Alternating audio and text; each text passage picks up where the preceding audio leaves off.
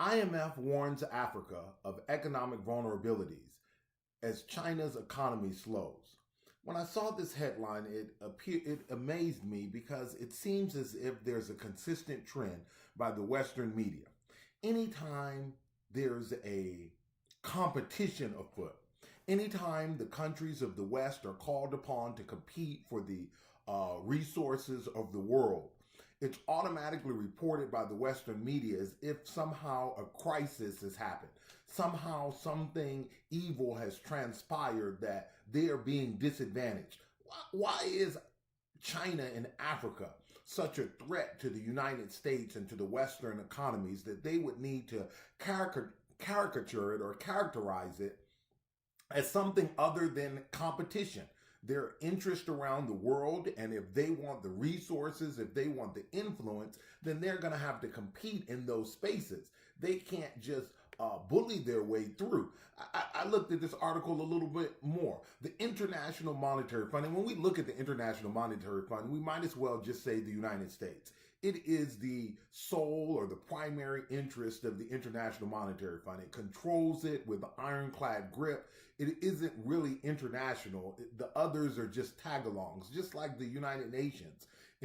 For most of cases, the situation is such that the United States interests are always protected within the institutions that have been constructed post-World War II. And many of those institutions, the United States has the leading, if not really the primary, if in some cases, even the only voice that actually matters. In the International Monetary Fund, that is definitely the case, is cautioning African nations about the possibility of a regional economic downturn and the ripple effects that China's slowing economy could bring. You see all of this doom and gloom. We see the same thing when it comes to Russia.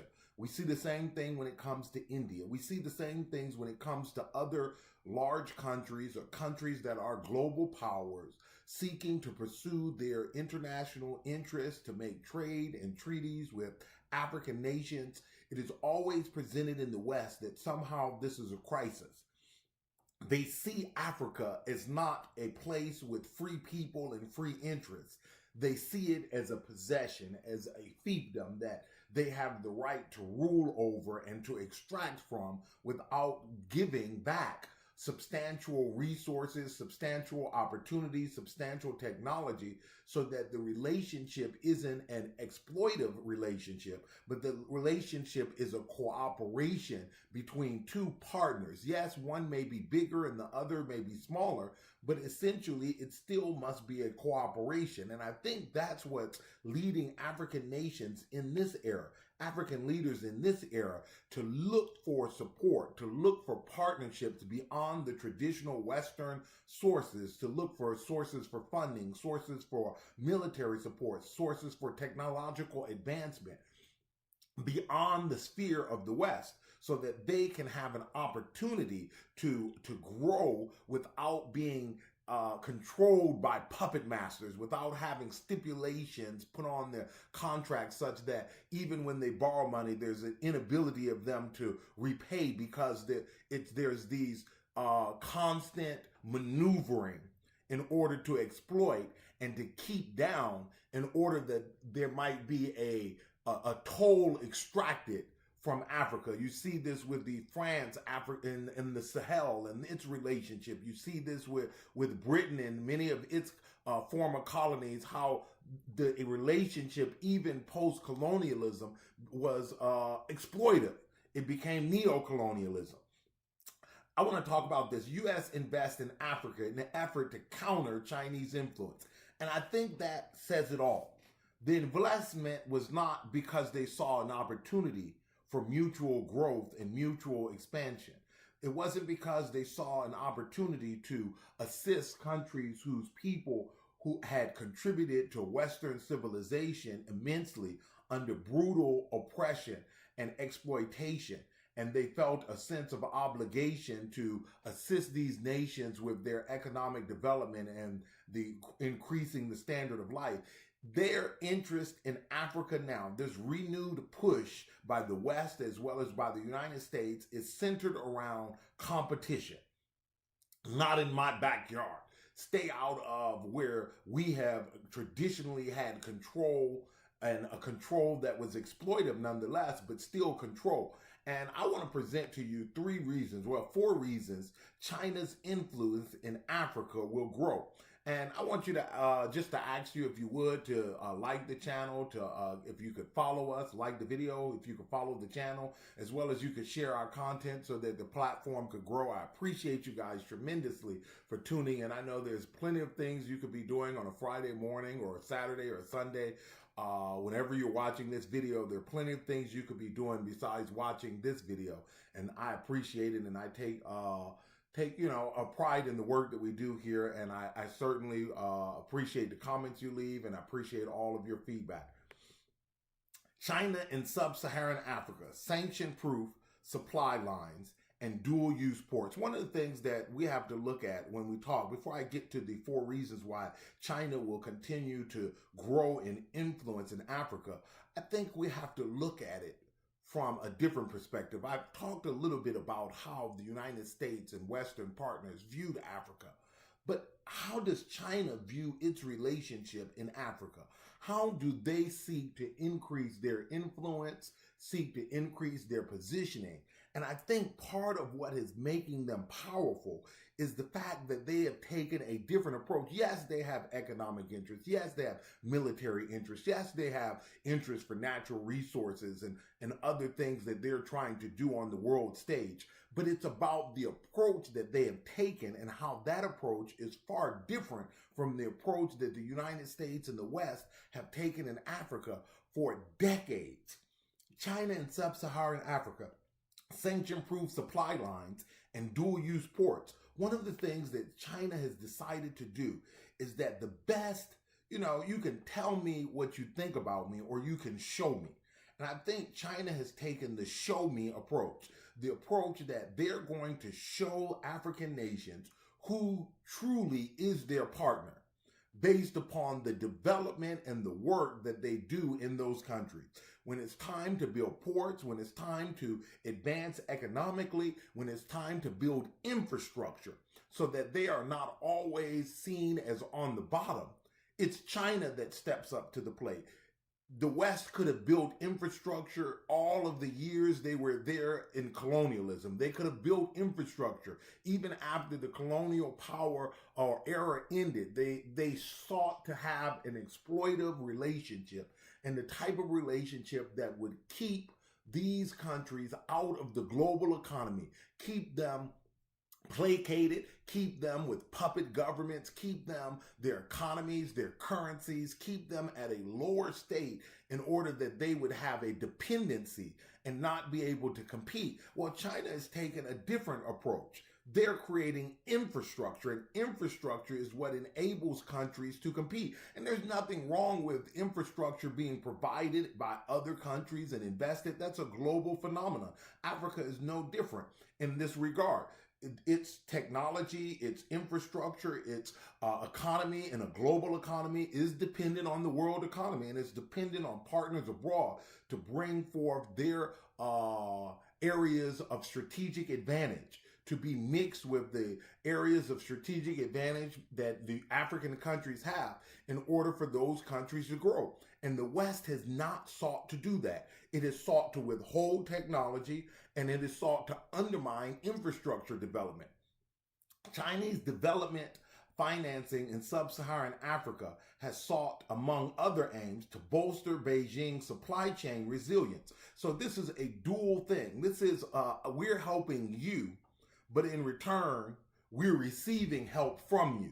And while there is a larger and a smaller partner as it pertains to population size in many instances, but also as it pertains to economic capacity, it's still a partnership rather than a one up, one down, an exploitive relationship.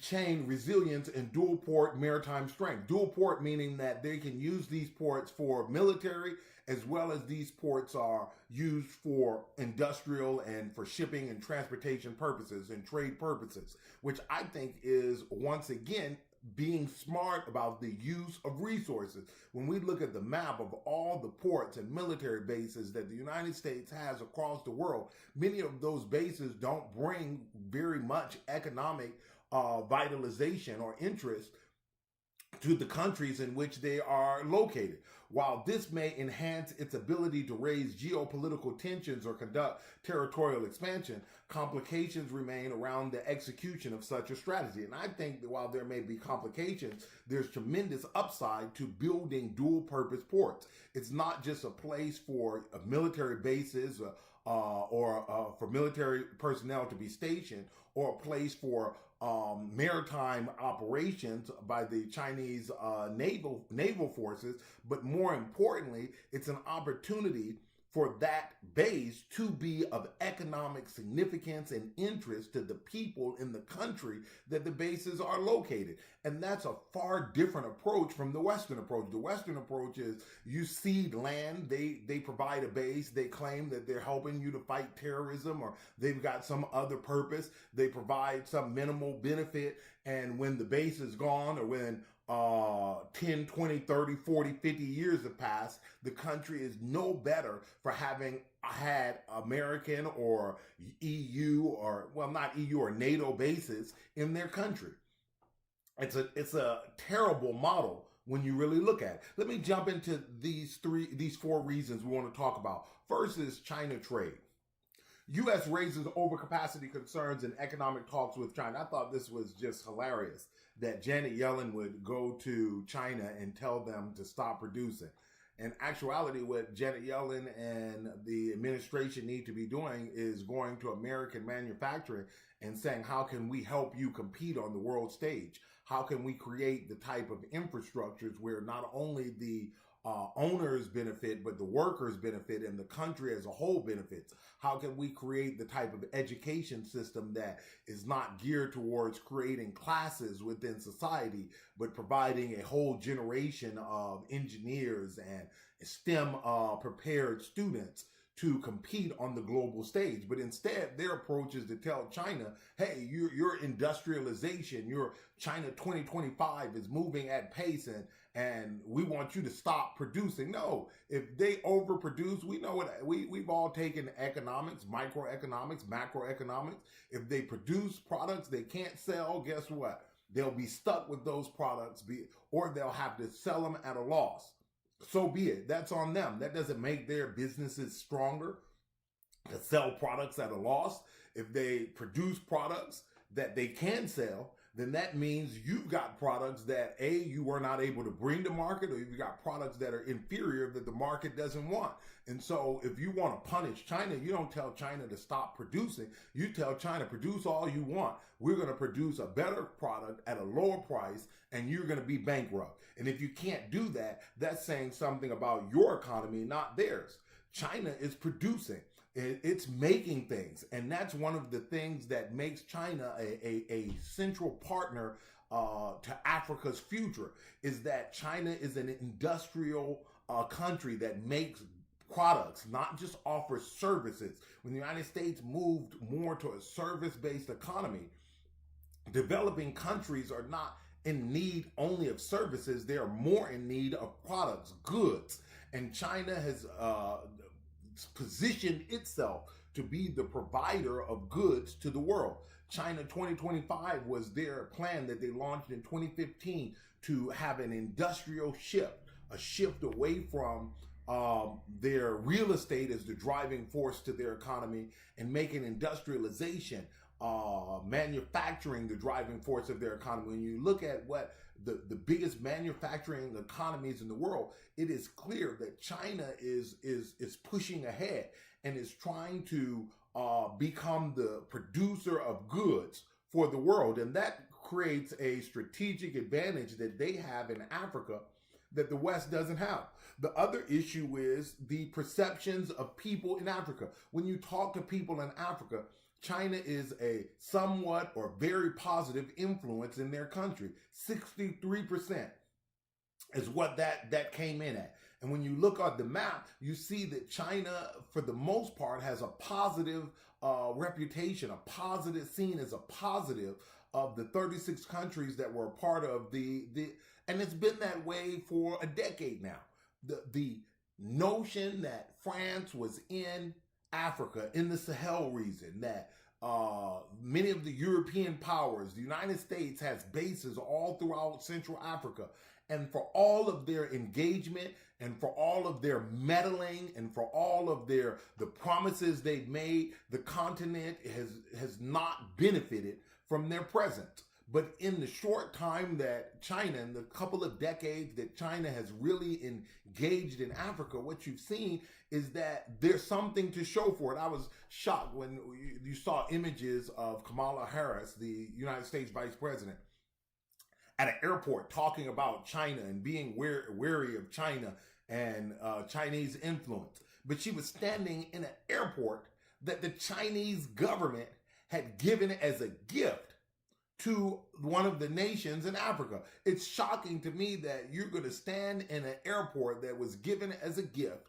to a country and you're going to criticize the country that gave the gift. You're not standing in an airport that the United States gave as a gift. It's shocking to me, the hubris, the sense of entitlement that they own these individuals, that they own the continent, and that they have the exclusive right to dictate and to lecture other countries, not only about their morals, not only about their family values, and that's a whole nother subject we don't get into, is that the West is trying to push their moral values on the countries of Africa, Christian countries that have certain beliefs about what a man, what a woman is, beliefs about marriage, beliefs about the way in which you should conduct yourself, and the West trying to use economic influence, sanctions, to push religion, to me seems like a fool's errand.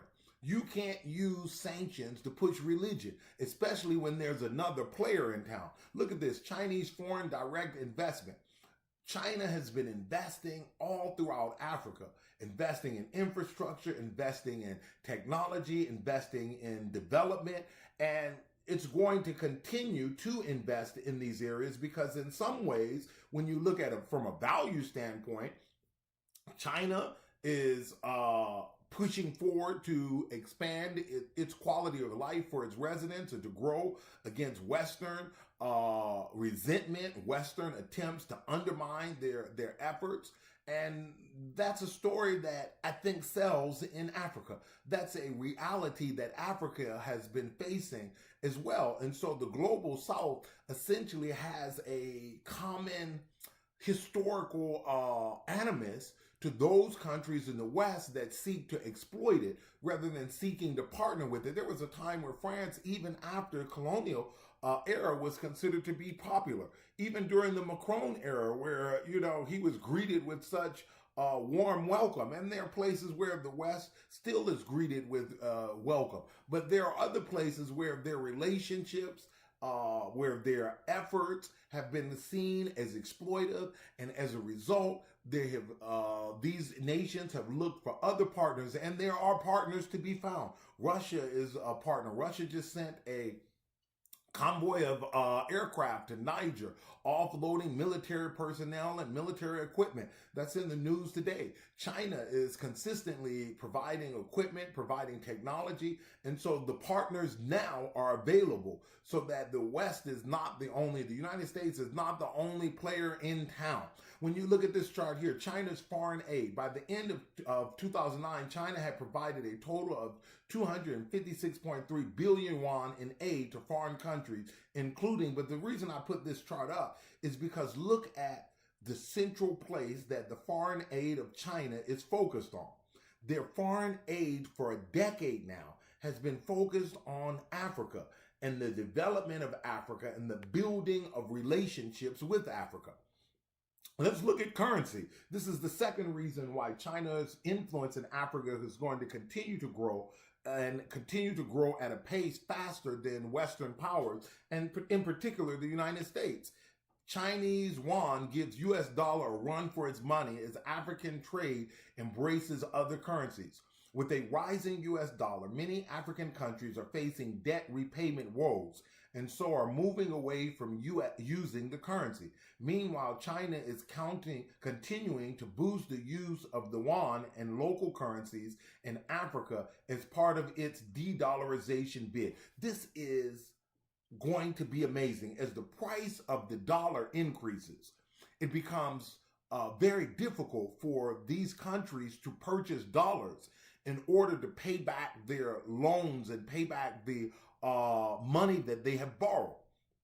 And so if you're dependent upon the dollar as the primary currency, if you're borrowing and agreeing to pay back in dollars, if dollars get more expensive to buy because their price compared to the local currency is widening, that gap is widening, then you have to use more of your local currency, more of your productive capacity to acquire those dollars to pay back the loan. And it's a cycle that is not sustainable.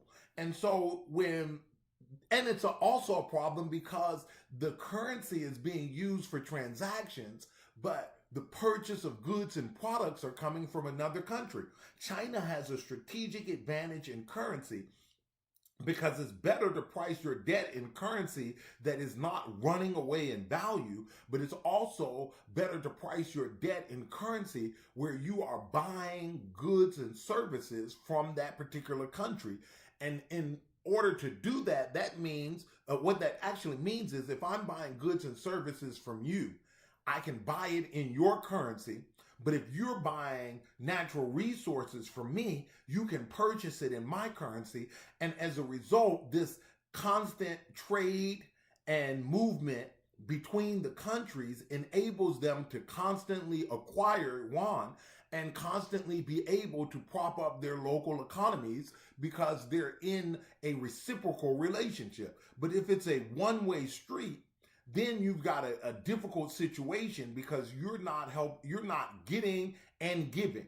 And when you're getting and giving, that's an ideal situation to have currency exchanges. That's an ideal situation to use those currencies as part of your reserve because the goods and services that you will need to purchase can be purchased directly from your reserve holding without transacting into a third currency that comes at a premium. One of the biggest complaints of African nations as it relates to currency is the cost, the premiums that they have to pay, the loss in transaction fees to convert their currencies into Western currency, whether it's the euro or whether it's dollars. This is one of the problems with the IMF. If you're requiring us to pay back in Western currencies, to acquire those currencies to make the repayments, we're losing in the transaction. This is why the BRICS effort to de-dollarize, and go out and watch the video that we talked about de-dollarization in BRICS. We've got a video on that. Go out and watch some of the videos, even the monologues about the BRICS nation. The issue with de-dollarization is to reduce the cost of currency exchange and to harness more power from the development of these countries, from their economies, from their GDP. So the yuan is really pushing in Africa because it's their goods and services being provided. China is buying natural resources, so you have that reciprocal relationship. And the cost of acquiring the yuan, China is understanding that, hey, we can increase our influence and we can help these local economies by enabling them to acquire this currency. And it's not just China's trade with Africa that makes yuan, the Chinese currency, beneficial. It's because China is producing things all over the world. And wherever there are Chinese products and countries that are buying products from China, having the Chinese currency enables the African countries to trade with those countries as well. One of the problems with the United States is the decline in its manufacturing. When your manufacturing is high, even though I'm not trading directly with China, if I'm trading with a country that does business with China, then they want the currency as well. And so this notion of trading, and that's one of the things about the BRICS. BRICS is not trying to replace the dollar. BRICS is trying to create a transactional system so that individual countries can trade in their local currencies. And if the countries are producing, selling, and buying on the global stage, this becomes very advantageous because now they can move and operate and bypass the high premiums of Western currencies. Adopting Chinese yuan as reserve currency makes sense for Africa. It completely makes sense for Rwanda and other African countries to use the Chinese yuan as a reserve currency, especially for those transacting with China, Rwanda economic analyst said. A forum in May attended by financial office officials from 14 Southern and East African countries had agreed on the need to use the Chinese yuan as a reserve currency as China was playing an active role in their economies. As Rwanda is transacting with many other countries, having more than one reserve currencies will benefit the country, said Teddy Carberu in an interview with Zenu recently. And excuse me for those enunciations. I know they're a little difficult. And so what they're saying is it makes sense. It makes sense to have more than one reserve currency. It makes sense to have a reserve currency with a country that you're doing extensive trade with and that is doing extensive trade throughout the continent and with the partners who you seek to buy goods and services from.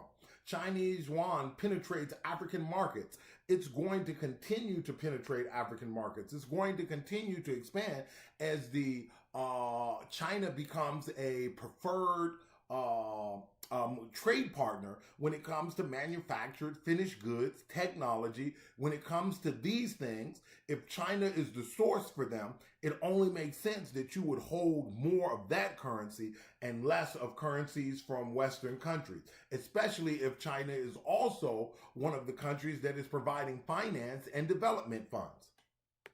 Let's look at technology. You know, oftentimes when we talk about China, I like to show this slide because this is what the Western media shows when they talk about Chinese technology. They show, all of the consumer products. But the reality of Chinese technology is not the consumer products, the little cheesy robots that run around your house. The real power of the Chinese economy, the real power of what's going on with China and Africa and really China and the world is the rise of industrial robots, the rise of industrial capacity. Not only are they increasing their manufacturing, but they're taking their manufacturing to a higher level, meaning that they're going to use robots and human beings to optimize production and to increase their competitiveness by lowering costs and increasing the quality of the product. China using industrial robots at 12 times US rate. It's going to be very hard to compete in the goods race if you're not going to be employing industrial robots for the creation of products. It's just from a finance standpoint, from efficiency standpoint, from a competitiveness standpoint. One of the reasons that China is more competitive in pricing is the introduction of technology in the manufacturing process, is the wealth of understanding and manufacturing capacity that they have developed over years, and the fact that in their plan 2025, they've decided to double down as industrial and manufacturing is going to be their key driver for their economy.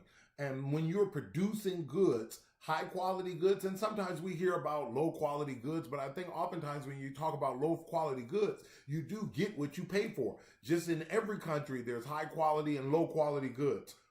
If you pay for low quality goods, then that's what you're going to get. But the issue is the competitiveness on pricing as well as quality that can be produced.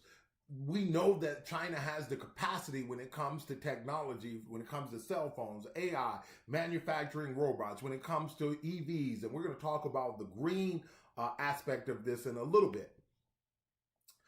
almost half of industrial robots are in China. Half of the world's, not just half of the entire world's industrial robotic capacity is in China. That means China, when it comes to automated factories, China, when it comes to producing using technology, has half, meaning that they have an advantage that is a generation ahead. They had foresight. You know, one of the things about the United States economy is that it is consistently hampered, not only by the government and some of the regulations, but it is hampered by a lack of vision and interconnectedness between government efforts and the private sector. The private sector is moving in one direction, the government is moving in another. The private sector is trying to do one thing and the government is trying to do something else. In China, the government and the private sector, where there is separation, is still going to move in line with a overall vision of what the future needs to look like. And they will harness the resources of the nation in order to bring that future to fruition. One of the things that hampers the U.S. tremendously is not just the rift between class, because class is there in all of the countries, but it's the issue of race and diversity. This constant struggle of resources and their allocation throughout society. They don't see all of the children as a part of the future of the country and competing globally. They see the children from a standpoint of what class, what race, what ethnicity, what part of the country, and the investment in their education has much to do with those things. The quality of your education in Western countries, and in particular in the U.S., has a lot to do with your socioeconomic status. And as such, they don't produce, the greatest resource is human capacity. And when we use these other frivolous tools or frivolous methods of dividing society up to determine who gets what level of education and what level of access, what we don't realize is we're squandering one of the great resources of the country. Is the ability to provide and to train a highly skilled workforce for the future to compete not just with one another, because that's how it's always seen in countries where there's racial tension or there's ethnic tension. It's the competition between one another, and that blinds the nation to the reality that you're not really competing against one another as much as you are competing on the global stage. In countries where that's less of an issue, when they look at education, it's not about this constant fight between the haves, the have-nots on the basis of ethnicity, race, geography, culture, and all the other stuff. It's about how do we as a people move forward. And until the West, when it comes to education and manufacturing and opportunity, adopts a different viewpoint, it's always going to have difficulty competing in certain areas with China. And one of the things that when we talk about technology and we talk about technology transfer in Africa, one way in which China increases their capacity, increases their ability to engage with the continent of Africa, is because they are moving to not only use technology in their trade, but to help educate and transfer technology and knowledge to Africa and to the next generation of Africans. And that, to me, seems to be the most powerful contribution that China can make in Africa, is helping to train the next generation of engineers, the next generation of scientists, not scientists that leave and go abroad, but scientists who will stay and help to develop the fundamentals of the local economies, to help to develop the technology that will fuel these countries' economic, social, and political growth into the future. And by investing in that in a significant way, not only the providing of the technology, but the training and the education, and investing in the education system is a way and is a method of expanding influence, but doing so in a way that benefits the countries at their core. that helps them propel themselves into the future in a way that will enable them to be the type of countries and to have the type of economies that they seek, and to increase the quality of life. And by doing this, this is not creating competition for the China in the future. This is creating partners from which trade can be had in the future. And it's creating political and eventually will create military alliances with China that will be decades in not only in creating them, but it will be decades into the future where they will benefit from those trade alliances and military alliance and political alliances. Let's talk about the green economy. China positioned to lead Africa's renewable energy revolution. This is in large part because of the manufacturing strength of China, but it's also because of the technological strength of China. And it's also because of the natural resources that are present in Africa that this only makes sense. China's willingness to transfer technology that will enable African nations to become sustainable. You know, there were African nations that had requested assistance with nuclear power plants, that had requested assistance with creating green energy solutions for their energy grid. And they sought to get that infrastructure from the West. They requested it for decades, and every time they were told no, or there was this hang up or some other hang up. And so now they're looking to other partners to help them develop their infrastructure. And at the front of the line is China. China is positioned to spearhead Africa's transition to renewable energy, according to a recent report from Boston University's Global Development Policy Center and the African Economic Research Consortium. Beijing has emerged as the continent's biggest bilateral trading partner since the start of the century. In 2022, fossil fuels accounted for around 75% of total electricity generation in Africa and about 90% of energy consumption. African countries are not yet receiving the full benefits of renewable energy technologies, the report said. Yes, while African countries are providing a lot of the minerals and other things for technology development across the world, they're not actually fully benefiting from the technology that they are contributing to. China's interjection of that technology within these countries and economies is going to create a stronger platform for them to extract natural resources from Africa, because they're putting something into Africa and helping Africa free themselves from fossil fuels and other types of